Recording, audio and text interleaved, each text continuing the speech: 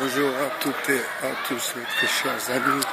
La paix à toutes et à tous. Je vous envoie comme à l'accoutumée. Alors, je viens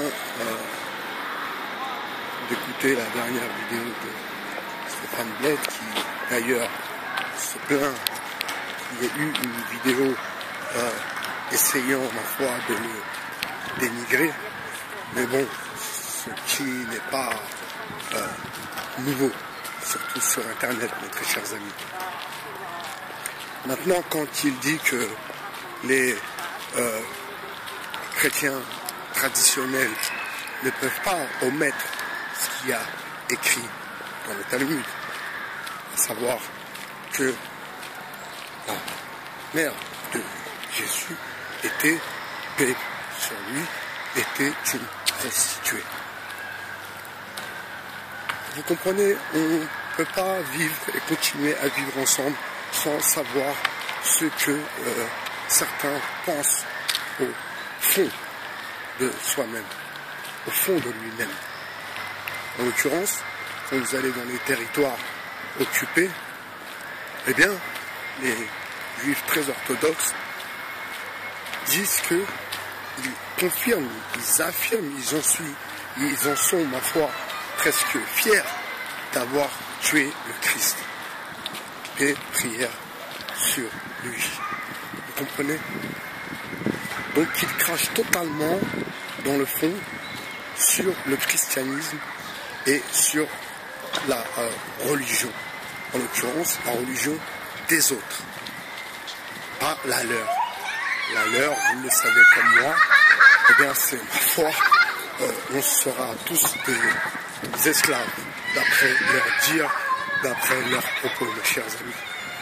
Alors, parlons un peu de Z, comme Seymour,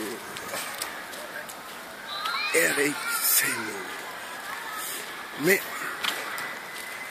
vous voyez, ce qu'on appelle un Sayanim, c'est quelqu'un qui se cache derrière une identité, quelqu'un qui se cache derrière une idéologie. Et forcément, il doit prendre un nom d'emprunt. Parfois, il doit carrément changer de vie et vivre autrement, vivre d'une autre façon. Vous savez, pour les musulmans, en l'occurrence, on appelle ça la taqiyya, mais dans leur religion, c'est encore autre chose. C'est vraiment s'infiltrer dans les pouvoirs, dans les hauteurs du pouvoir et bien sûr en prendre le contrôle. Voilà pourquoi ce peuple a toujours erré. Voilà pourquoi ce peuple a toujours pris des coups de pompe partout où ils allaient. C'est s'accaparer. C'est le pouvoir. Les marchands du temple. Vous comprenez, mes amis? Alors, mes amis, on va revenir sur notre très cher Sayanim, bien camouflé derrière son rôle de présentateur, derrière son rôle d'écrivain. Alors, je ne vais pas dire raté parce que je n'ai jamais lu un de ses ouvrages. Donc je ne vais pas dire que c'est un écrivain raté.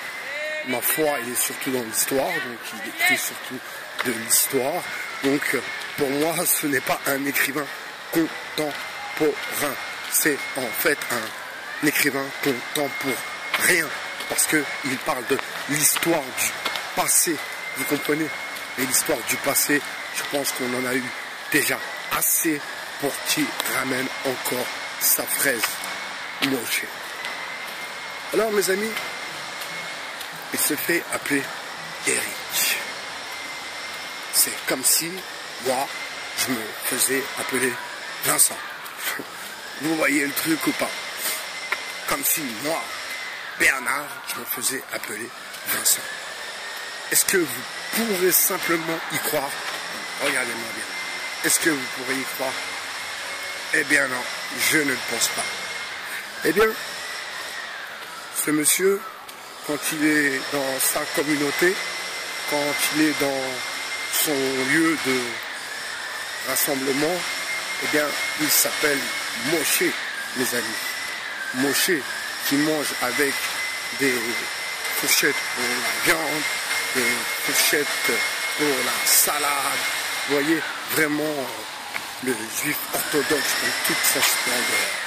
De très belles images ici, mes très chers amis. Donc vous voyez comment déjà le mensonge même est déjà établi. Comprenez? Dès le départ, donc, en fait, l'affaire est biaisée. Et là, pour le coup, je voudrais, dans la continuité de cette vidéo, vous rappeler une chose.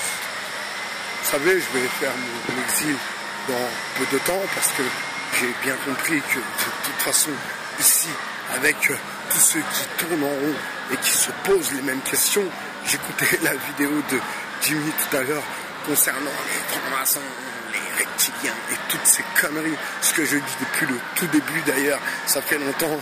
Depuis mes premières vidéos, je leur dis m'arrêtez un peu avec votre cinéma.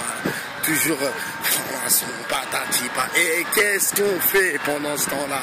Qu'est-ce qu'on fait? C'est ça la question. Et cette question, c'est la meilleure des questions.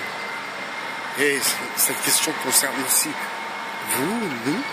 Donc je parle de nous les Français, je parle de nous les musulmans, et je parle de nous la diversité, mes très chers amis. Donc, Moshe, nous t'avons démasqué depuis un certain temps. Je sais que tu es Sayani, que tu essayes, tu as déjà infiltré, tu es quelqu'un de, comment dire, garanti. Si tu écris un livre, si vous écrivez un livre, vous n'êtes pas mon ami, eh bien oui, vous êtes quelqu'un qui allait faire vendre. Et bien sûr, vous nous aimez bien, parce que en fait, en vérité, ce que je comprends, c'est que à la télévision, parfois, eh bien oui, comme dit Stéphane Blais, eh bien oui, quand il y aura un goyim sur les plateaux de télé, peut-être que les choses seront différentes. D'ailleurs, Laurent Ruquier avait pris position et avait défendu, je ne me rappelle plus, je crois que c'était Tarek Ramadan, et j'avais apprécié cette justesse, mais à part Laurent Ruquier, eh bien il n'y a pas grand monde qui invite les goyim sur les plateaux télé pour défendre justement cette idée d'union, de force et d'honneur. Je vous souhaite une très très bonne journée, je vous souhaite une bonne semaine, profitez, excusez-moi, de vos enfants, profitez de vos époux, de vos épouses, profitez de vos parents si vous avez la chance de les avoir près de vous, et je vous dis à très bientôt sur le 2.0. C'était IBHM, votre philosophe. Ciao mes amis.